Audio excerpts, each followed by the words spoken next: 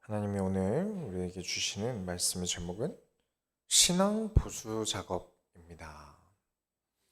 모든 우리 말씀을 듣고 있는 우리 소원교회 가족들과 또 온라인으로 예배를 드리고 계실 분들, 그리고 언제가 될지 모르겠지만 누군가가 이 말씀을 영상으로 보게 되시는 분들이 계시다면 항상 나 자신을 돌아보시길 바랍니다. 돌아보셔야 돼요. 내가 어떤지. 내가 중요한 일이 있을수록 더 나를 돌아봐야 됩니다. 앞으로 어떻게 나갈지만 보는 게 아니라 우리 밖으로 나갈 때 뭘 합니까? 씻죠. 씻고 화장도 하고 머리도 빗고요. 우리가 누군가를 만나야 하기 때문에 그렇습니다. 우리가 나아갈 길을 하나님이 준비해 두셨을 텐데, 그럼 이제 나는 무엇을 준비해야 되는가? 내가 지금 어느 부분이 삐져나와 있고 부족한가 찾아내셔야 합니다. 그게 바른 신앙생활이라고 생각합니다. 서론으로 그렇게 꼭 생각하셔야 됩니다. 나만 생각해서는 안 됩니다. 그럼 남을 생각하자. 그런 얘기는 아닙니다. 우리가 지난주에 히스기야를 보지 않았습니까? 우상을 꺾고 나라를 살리고 전쟁에서 승리하면서 점점 마음이 어디로 갔나요? 나에게 갔습니다. 죽을 고비를 넘기면서 고생만 하다 죽는가? 라는 생각이 들었는지 나만 아니면 돼 라는 생각이 점점 머릿속에 들어간 모양이에요. 나만 생각하던 그 마음이 하나님의 마음과 왜 맞지 않았습니까? 하나님은 히스기야를 통해 하시려고 하시던 게 있었어요. 하나님 나라의 확장이었죠.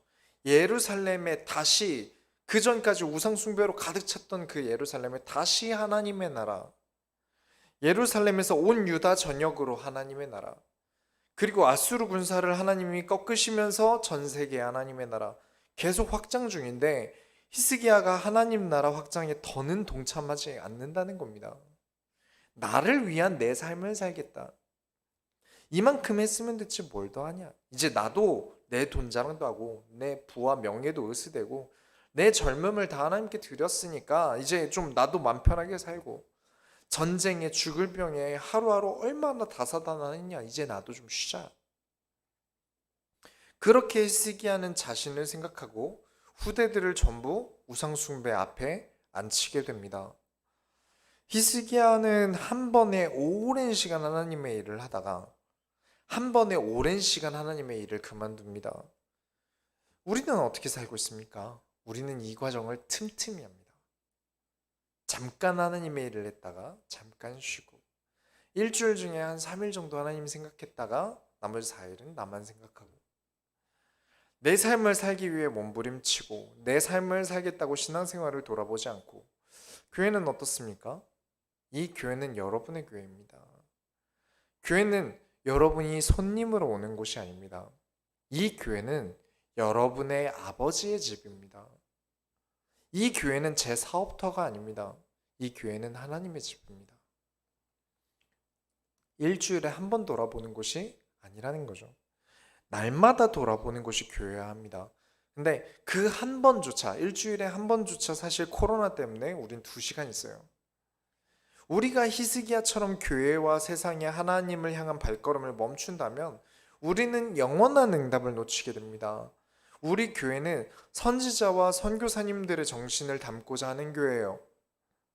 여러분의 신앙생활은 한때가 아니라 날마다, 매일, 영원히 해야 할 줄 믿습니다. 오늘은 요시야라는 왕을 돌아볼 거예요. 어떻게 하면 나라가 다시 재기능을 하게 될까요? 요시야가 나라를 기억하는 걸 보면서 성도님들 개인이 무엇을 점검해야 제자리에 고이는 게 아니라 더 나아갈지 확인하시기 바랍니다. 그리고 오늘로 이제 역대하 강의는 끝이 납니다. 36장까지 있는데 35장까지만 볼 거예요. 이유는 본론에서 설명을 또 드리도록 하겠습니다. 본론 첫 번째로 마음에 피어나는 우상에 대하여 얘기를 좀 나눌까 해요. 이제 지난주에 보았던 히스기야의 아들 그리고 손자, 이 둘이 망쳐놓은 이스라엘의 길을 다시금 회복하는 왕이 나타납니다. 그 아들 이름이 요시야라는 왕이에요. 아주 훌륭한 왕이죠. 우상들을 전부 가루로 빻아버렸어요. 다시 주워와서 우상숭배를 할 수 없도록, 버려놓았던 거 다시 주워와서 우상숭배할 수 없도록 아예 가루로 만들어 버렸어요. 아예 흔적조차 찾을 수 없게 만들었어요. 그리고 그 가루들을 우상숭배자들의 무덤에다가 뿌려버립니다. 이게 뭔가 시신능력인가요? 우상숭배는 죽어서조차 용서받지 못한다는 겁니다. 후대들에게 알리기 위해서죠. 저와 여러분은 우상숭배에 대해서 잘 알고 계시죠? 정말 많이 언급했으니까요. 좀 더 심화 가정으로 말씀을 드릴게요. 나의 마음에 하나님보다 앞서는 모든 게 우상이 된다고 말씀을 드렸습니다. 이 얘기를 들으면 많은 교회에서 하고 있는 걸 해야 하는 것 같아요. 뭐냐면, 나는 내 생각하면 안 돼. 복음 생각해야 돼. 내가 복음을 누리면, 내가 하나님을 누리면 왜 어떻게 하나님보다 다른 게 앞서? 내가 못 누려서 그래. 이러면서 막 생각을 멈추려고 해요. 그런데 생각이라는 건 그렇게 되는 게 아니죠. 내가 생각 안 해야지 하고 생각이 안 나나요? 그게 가능한가요? 사람이지 않습니까? 사람은 그게 불가능해요. 생각은 내가 떠올려야지 생각해서 되는 게 아니라 스쳐 지나갑니다. 나도 모르는 게 떠오르는 거니까요. 의도적으로 내 생각을 컨트롤하는 건 절대 쉽지 않습니다. 가능은 하지만 오랫동안 하기엔 피곤해요. 그래서 대부분 생각을 이제 자율주행에 맡기죠. 알아서 돌아가요. 내가 생각을 해야 할 목적이 있어야 이제 생각을 하고 그 외에는 자율주행이에요. 예를 들면 여러분 걸을 때 생각하면서 걸으시나요? 무릎은 어떻게 들고 다리는 골반은 어떻게 움직이고? 아니죠. 그냥 걷습니다. 내가 어렵거나 내가 꼭 생각을 해야겠다라고 목적을 가지지 않는 이상은 내 생각은 자율주행이에요. 그러다 보니까 나도 모르게 우상이라는 게 피어나게 되죠. 저도 모르게 마음속에 우상이라는 게 피어나요. 목사님 저도 그렇게 됩니다. 중요한 건 숭배를 하느냐 그 우상을 꺾느냐 차이예요. 거기서 갈리는 겁니다. 하나님보다 앞서려고 하는 것을 이겨내는 만큼 나는 모든 것에 하나님을 섬기는 습관이 들게 돼요. 내 생각이, 내 눈이 자율주행으로 놔둬도 항상 하나님을 섬기고 항상 말씀에 마음이 가 있게 돼요. 한참 우리가 개척 때문에 작년에 이제 인테리어를 고민할 때 카페를 가도, 이렇게 사람을 만나서 카페를 가도 커피 맛에 대한 고민을 안 했어요. 인테리어만 봤어요, 계속. 왜냐, 제 마음이 거기 있었거든요. 이래야 되겠다, 이렇게 하고 싶다가 아니라 그냥 자동으로 그렇게 될 수밖에 없었어요. 내가 하나님과 동행함이 너무 중요하고 그게 너무 좋다면 이런 스쳐 지나가는 생각들, 하나님이 나보다, 내가 하나님보다 앞서서 생각하는 그 모든 것들이 이겨지게 돼요. 내가 하나님보다 앞서려고 할 때, 이러면 안 되지 하고 멈출 수 있게 됩니다. 그런데 생각이 스쳐 지나갈 때, 나도 모르게 하나님과 반대편으로 갈 때, 그대로 행동을 하는 걸 뭐라고 하죠? 숭배죠. 우상 숭배가 됩니다. 우상이라는 게 존재할 수 있지만, 거기서 숭배로 가느냐, 그 우상을 꺾느냐는 차이가 극명하게 갈려요. 이걸 깨닫는 것이 지금 이 성경에 우상 숭배에 대한 이야기들이 가득한 이유입니다. 34장에 나오는 우상들이 전부 나무나 돌들이지 않습니까? 그냥 나무였고 그냥 돌이었어요. 그런데 이걸 깎아요. 그 돌과 나무에 절을 해요. 행동이죠. 행동이 숭배가 됩니다. 반대로 하나님을 향해 행동할 수 있을 때 우리는 우상을 꺾는다고 말할 수 있는 겁니다. 이에 대해 반박하실 분들이 계실 수 있어요. 예수님이 가르치신 것 중에 마태복음 5장을 보면 네 손이 너를 실족하게 하거든 잘라버려라. 음욕을 품고 여자를 보는 자는 이미 간음했다. 그러니까 예수님은 마음에 죄가 생기면 이미 죄를 지은 거라고 하셨는데요 라고 생각하실 수 있어요. 손이 나를 실족하게 했다는 건 행동이 이미 옮겨졌다는 겁니다. 음욕이 생기는 건 막을 수 없어요. 사람이니까요. 그러나 그 음욕을 이기지 못하고 여자를 보게 되면 간음을 한다는 거죠. 이에 대해서 추가 설명이 사실은 마태복음 18장에 예수님이 한 번 더 언급하세요. 네 손이 너로 범죄하게 하거든 찍어버려라. 범죄하게 하거든 행동으로 옮겼을 때를 얘기합니다. 네 눈이 너로 범죄하게 하거든 떼어버려라. 전부 범죄하게 만들면이라는 말이에요. 그렇다고 진짜 찍어버리고 떼어버리라고 예수님 말씀하신 게 아니에요. 그만큼 행동으로 옮긴다는 건 죄가 될 수 있고 숭배가 될 수 있다는 겁니다. 마음이 죄의 행위로 가면 안 된다고 예수님께서 강조하신 거죠. 그래서 작년부터 말씀을 드리죠. 저는 행위까지를 믿음으로 봅니다. 저는 여러분이 지금 듣고 있는 이 말씀이 이 자리에서 아멘하는 것보다 세상에 나아가서 한 주간 살아가면서 이 말씀에 아멘하는 것을 저는 훨씬 더 좋아합니다. 레위기서에서 자주 말씀을 드리죠. 레위기서를 보면 하나님이 희생 제사물로 흠없는 소와 흠없는 양을 가져오라고 하세요. 그런데 그 장소가 광야예요. 40년을 걸어 다녀야 돼요. 멀쩡한 소와 양이 있을 수가 없어요.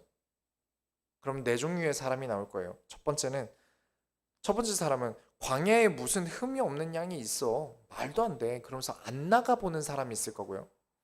두 번째 사람은 그 자리에서 아멘, 하나님 믿습니다 하고 안 나가는 사람이 있을 거고요. 세 번째는 무슨 광야에 흠없는 소가 있고 양이 있어. 하나님 마블링 좋아하시나? 라고 의심은 되지만 나가서 찾아보는 사람이 있을 거고요.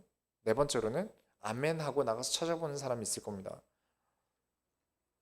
처음에 아멘만 한 사람도 결국 응답이 없을 거고요. 두 번째도 응답이 없을 겁니다. 하지만 의심이 가도 하나님의 말씀을 가지고 세상을 살아가 본 사람은 반드시 알게 됩니다. 아, 이래서 하나님이 나에게 주일에 이 말씀을 나에게 주셨구나. 하나님의 말씀은 진짜 성취가 되는구나. 말씀 따라가는 게 맞구나. 네 번째도 마찬가지겠죠. 그래서 저는 행위까지 믿음으로 봅니다. 왜냐? 우상숭배 역시도 행위까지를 봐야 우상숭배를 할 수 있기 때문에 그렇습니다. 진짜 종이 한 장 차이예요. 그렇기 때문에 내가 하나님을 따라가느냐 우상숭배를 하느냐를 결정짓기 위해서 내 신앙을 항상 재정비해야 됩니다. 물론 두 번째로 항상 신앙을 재정비하셔야 돼요. 이제 요시야 왕이 성전을 보수합니다. 그 전까지 선왕들이 우상숭배를 하느라 성전이 엉망이었을 거예요. 지원이 없으면 어떻게 됩니까? 건물이 2년만 지나도 먼지가 수두룩해지죠. 50년쯤 지나면 완전 낡은 건물이 돼요. 심지어 성전은 지금 몇백 년이 지난 건물입니다. 거기다 나무로 만들었죠. 아무리 고급 목재를 썼어도 낡으면 보수를 해야 돼요. 먼저 백성들에게 헌금을 걷습니다. 세금을 내놓으라고 한 게 아니에요. 자원하여 백성들이 하나님께 드립니다. 역시 우상을 꺾고 봐야 돼요. 가장 먼저 했던 게 무엇이었죠? 우상을 꺾었습니다. 그랬더니 백성들이 마음이 하나님께 닿았어요. 왜 우리 행위가 믿음의 길에 자꾸 서지 않게 될까요? 간단합니다. 내 주변 환경 정리가 안 되면 힘들어요. 눈만 뜨면 하나님 앞에 서질 못하게 하는 환경이 갖춰지면 내 생각의 자율주행이 어디로 가겠습니까? 당연한 결과예요. 그렇게 우상들이 꺾여지고 하나님을 섬기는 분위기들이 주변 환경들이 조성이 되니까 온 백성들이 헌금을 합니다. 그리고 기능사들이 수리를 정말 잘하게 돼요. 34장 11절을 보면 곧 목수들과 건축하는 자들에게 주어 다듬은 돌과 연접한 나무를 사며 유다 왕들이 헐어버린 성전들을 위하여 들보를 만들게 하며, 이 구절을 읽을 때 여러분 혹시 마음이 아프신 분 계셨습니까? 왜 이 구절이 마음 아픈 구절이냐면 그냥 시간이 지나서 성전이 헐어버린 게 아닙니다. 그냥 오래돼서 낡은 게 아니에요. 유다 왕들이 헐어버린 성전이라 하지 않습니까? 가장 하나님을 섬겨야 되는 하나님을 세운 나라의 왕들이 성전을 헐었어요. 한 주간 지난주 말씀의 결론이죠. 회개하듯 회개해 보셨습니까? 어떠셨나요? 만약 진짜로 해보셨다면 반드시 보이는 게 있었을 거예요. 한 주간만 해봤는데도 내가 한 해 동안 무엇을 놓치고 살았는지 알게 돼요. 왜냐? 그 오랜 시간 동안 내게 습관으로 만들어진 나를 보았기 때문에 그렇습니다. 한 해 동안 습관적으로 내 생각의 자율주행이 어떻게 진행되었는지 내 일주일간의 행동 패턴만 분석해봐도 알 수 있어요. 그렇다면 내년도는 달라야 되지 않겠습니까? 2021년도는 달라야 됩니다. 어떻게 해야만 달라지겠습니까? 일단 주변 정리부터 하시고요. 자꾸 하나님과 멀어지는 습관들과 교회와 멀어지게 만드는 것들을 좀 정리해야 돼요. 이제 코로나가 확실히 교회 입장에서는 공포의 전염병이 맞는 것 같아요. 많은 교회들이 많은 교회 성도들이 교회에 몸은 와 있지만 마음이 떠나게 만들었어요. 1년 동안 코로나 때문에 온라인 예배를 드리면서 몸에 밴 습관들이 쉽게 고쳐지지 않을 거예요.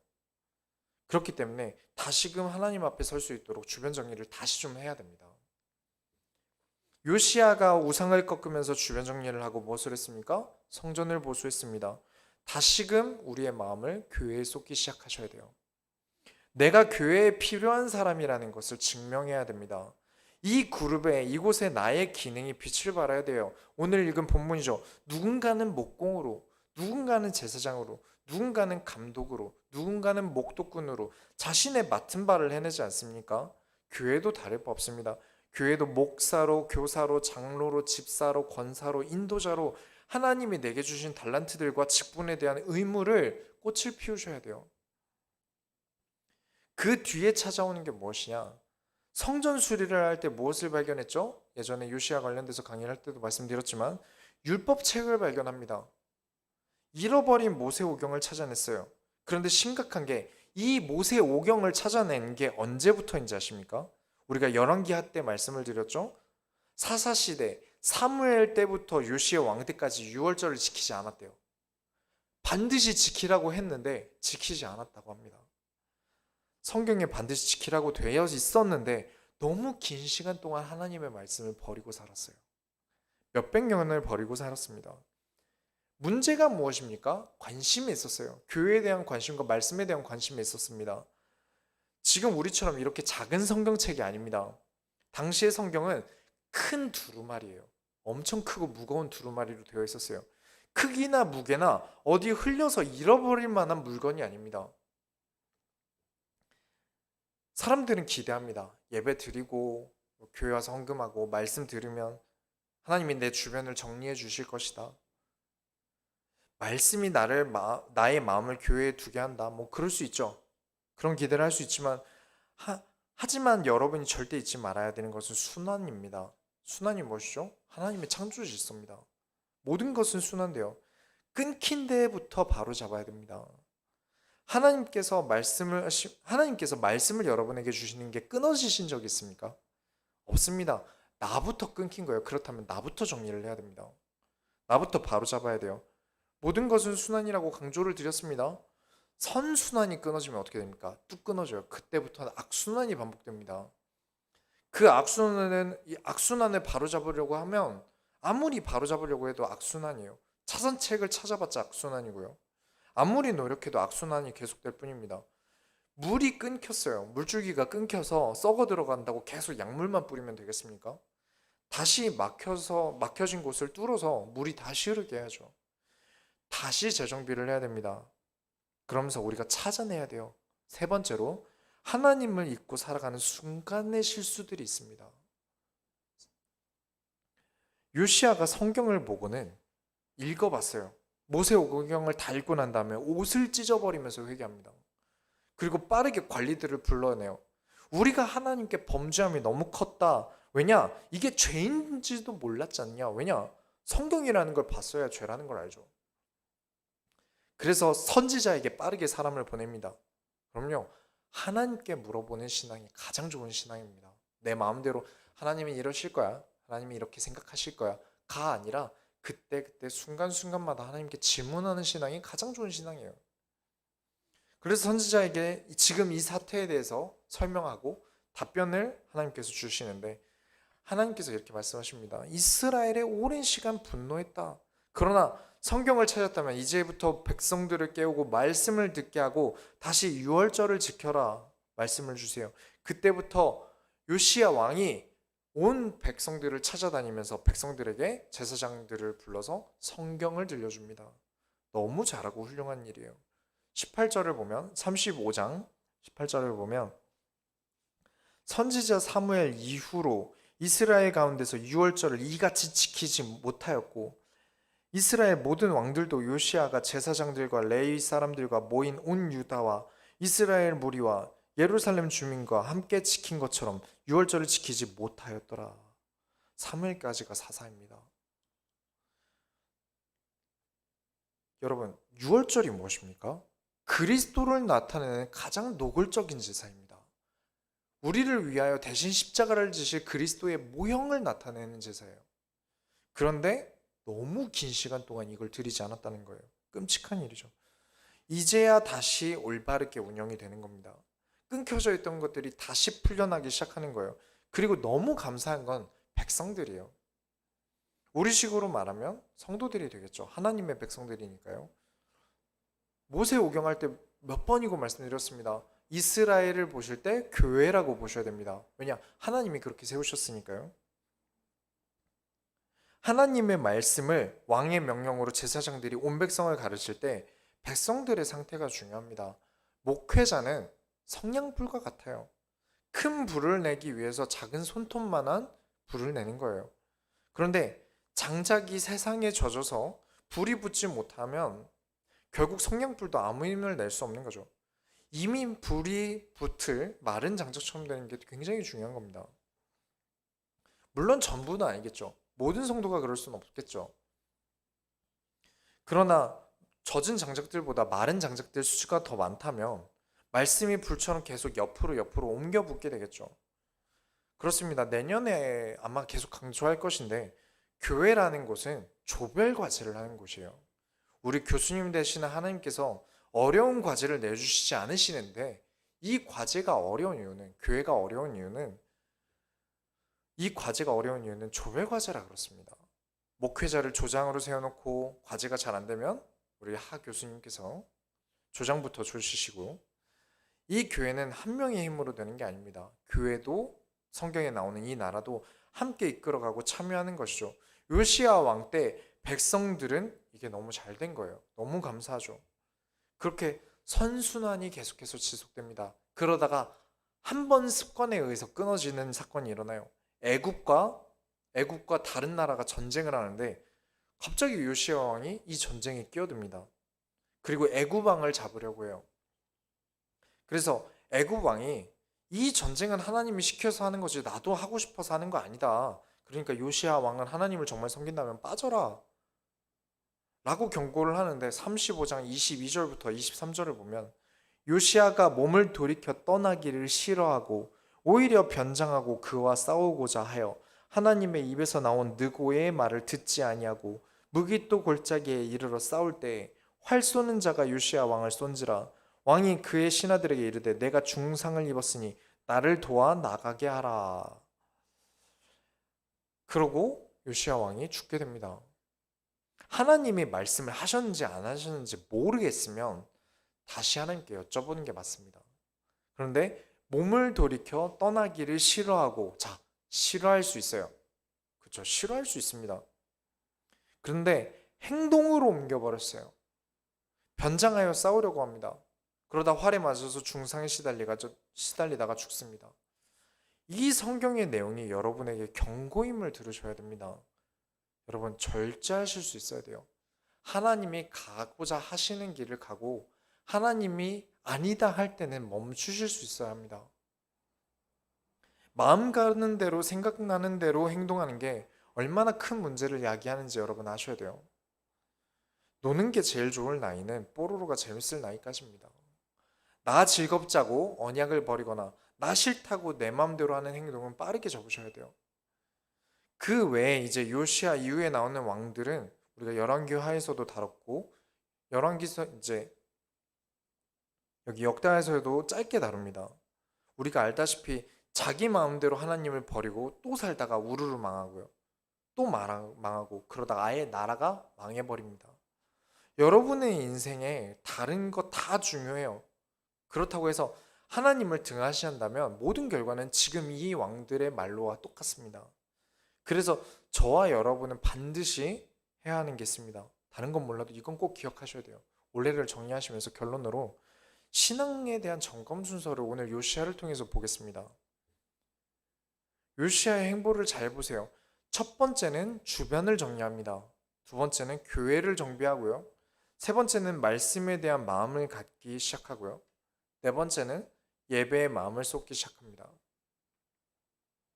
이건 역시 순환이죠. 예배의 마음을 쏟으려고 하는데 문득 하나님과 반대로 가고 싶거나 주변이 그렇게 되기, 주변이 하나님과 반대로 가기 딱 좋은 행동을 한다면 빠르게 멈추고 주변을 정리하셔야 돼요. 그래야 하나님과 함께하는 순환이 멈춰지지 않겠죠. 누군가 나를 만만히 보고 막말을 한다면 내가 못하게 선을 그어줘야 됩니다. 아무리 그 사람이 나쁘고 잘못했고 왜 그러냐 혼자 궁시렁거리고 뒤에서 욕해봤자 그 사람은 멈추지 않을 거예요. 선은 내가 그어주는 겁니다. 안 그러면 악순환이 계속될 거예요. 인간관계도 그런데 우리가 하나님과 함께하는 건 다르겠습니까? 우리는 갈 길이 멉니다. 하나님이 나를 향해 주신 소명을 감당하기도 바빠요. 인간관계 짜잘짜잘한 거 하나하나 신경 쓰기에는 내 인생이 너무 아까워요. 그래서 빠르게 정리할 것들을 정리하고 누구보다 나의 길을 잘 아시는 하나님을 향해서 집에서 교회까지 오는 길을 정비하셔야 돼요. 의외로 멉니다. 바로 옆이어도 마음의 길은 한참 멀 수 있어요. 그냥 오면 되는 게 아닙니다. 주일에 교회 오면 되는 게 아니에요. 내 마음이 집에 있을 때 이미 집에서 마음이 집을 떠나 교회에 와 있어야 됩니다. 다른 분들은 몰라도 저는 압니다. 지난주에 말씀드렸죠? 집에서 온라인 예배 드리는 거 정말 힘들어요. 저는 해본 목회자라서 100% 공감합니다. 마음이 집에 있으면 교회에 와 있어도 마음이 집에서 떠나질 않아요. 반대로 마음이 이미 교회에 와 있어야 합니다. 오늘 교회 가기 전에 내가 하나님께 질문할 것들, 내가 하나님께 감사한 것들, 말씀에 기대한 것들, 성도들과 만나서 내가 누려야 할 것들, 이미 집에서부터 준비되어서 여러분이 출발하셔야 돼요.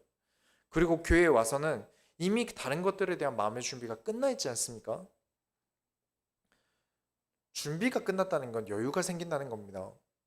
급하게 여행 가면 꼭 뭔가 하나씩 잃어버리지 않습니까? 두고 오고요. 교회 와서는 말씀만 누려도 될 만큼 여러분이 준비가 돼서 오셔야 됩니다. 그리고 예배에 내 마음을 온전히 쏟아야 됩니다. 아니, 예배랑 말씀이랑 같지 않나요? 같이 시작하는데요. 왜 따로 제가 말씀을 드리냐면 이번 주 수요예배에도 말씀을 드렸지만 말라기 2장에 보면 하나님께서 엄청 혼내시는데 내용이 뭐였냐면 너희가 나에게 희생의 똥을 준다. 진짜 이렇게 써 있어요. 똥이라고 돼 있어요. 나의 말은 무시하고 듣지 않으면서 자신들을 구원해달라고 하면서 정작 나를 경외하지 않는 희생의 똥을 준다라면서 혼을 내시거든요. 이스라엘 백성이 진짜 희생제사로 똥을 갖다 드렸겠습니까? 아니죠. 희생제물로 양, 소, 곡식을 제사로 드렸어요. 그런데 하나님이 그것을 똥이라고 하신 거예요. 하나님을 향한 마음의 경외함이 없는 것을 하나님이 얼마나 싫어하시는지 설명하고 계신 거예요. 말씀과 예배를 이럴 때 잠시 분류하여 나를 점검하는 겁니다. 그저 내가 하나님께 받을 생각만 있는 건 아닌지, 하나님 말씀, 나에게 필요한 말씀, 내가 은혜되는 말씀 주세요. 앞으로 내가 세상 나가서 잘 될 얘기 해주세요. 축복 주세요. 만 있는 게 아니라 내가 예배를 통해서 하나님께 나를 드리고 찬양을 드리고 제사를 드리고 이걸 분류해서 보고 있는 겁니다. 모든 건 디테일이 중요하죠. 그렇죠? 악기를 다루든 운전을 하든 운동을 하든 불필요해 보이지만 존재하는 게 있습니다. 복싱을 할 때 잽이라는 걸 날리는데 이거 사실 안 아파요. 잽은 아프라고 때리는 게 아닙니다. 근데 이걸 안 하면 안 돼요. 왜냐? 해놓고 거리를 재는 거거든요. 다음 투를 때리기 위해서 조절을 하고 있는 겁니다. 그냥 세게 때리면 되지. 아니요, 그렇지 않다는 거죠. 악기를 다뤄도 그냥 소리만 내면 되지. 악보대로 치기만 하면 되지. 아니죠. 강약이 없으면 그냥 노래방 기기가 됩니다. 운전을 해도 그냥 앞으로 가면 되지. 엑셀만 잘 밟으면 되지. 그러다가 사고로 이어지는 거고요. 예배의 모든 과정을 무시하고 목사님 말씀만 어떠한가 보거나 내가 은혜가 되냐 안 되냐만 따지고 있다면 이미 그 예배는 은혜로울 수 없습니다. 내가 말씀에 참여하는 거예요. 내가 예배에 참여하는 겁니다. 관전자로서 있게 되면 결코 하나님이 내게 주시는 은혜를 직접적으로 받을 수가 없어요. 한 주간 계속 돌아보시기 바랍니다. 남은 한 주간 계속해서 점검하세요. 2021년이 오기 전까지는 계속 나를 돌아보고 한 해를 어떻게 준비할지를 고민하셔야 될 때입니다. 연말이라고 즐거운 일이 많을 거예요. 막년에, 송별회 등등 회식도 많고 친구들도 많이 만나겠죠. 하슈되 그 자리에서 찾아내셔야 됩니다. 내가 사람을 만나도 왜 하나님이 나를 이 사람과 만나게 하시는지, 또 내가 은혜를 사람들에게 도둑질 당하고 있지는 않은지, 내 가정은 나로 하여금 은혜를 뺏기는 시스템이 있지는 않은지, 회식이나 여러 모임이나 가셔서 좀 정리를 해보세요. 주변 정리가 되셔야 돼요. 선 그어줄 것은 좀 그으시고, 나에게 도움이 안 되는 인맥은 거리를 좀 더 유지를 하시고, 무조건 인맥을 끊는 건 좋지 않죠? 적당한 거리 유지하시고, 그렇게 하시면서 나와 하나님 사이에 문제가 없도록 주변 정리부터 예배까지 한 주간 계속해서 점검해 보시기 바랍니다. 우리가 하나님의 소원을 이뤄드립시다. 하나님 감사합니다. 우리가 말씀을 들으면서 어떻게 한 해를 맞이하고 한 주간 나아갈 것인지를 우리가 봅니다. 하나님, 많은 것들이 정리되게 하셔서 우리가 하나님을 향해 부르신 소명을 향해 뛰어가는데 걸림돌이 장애물이 나로 하여금은 없게 하여 주옵소서.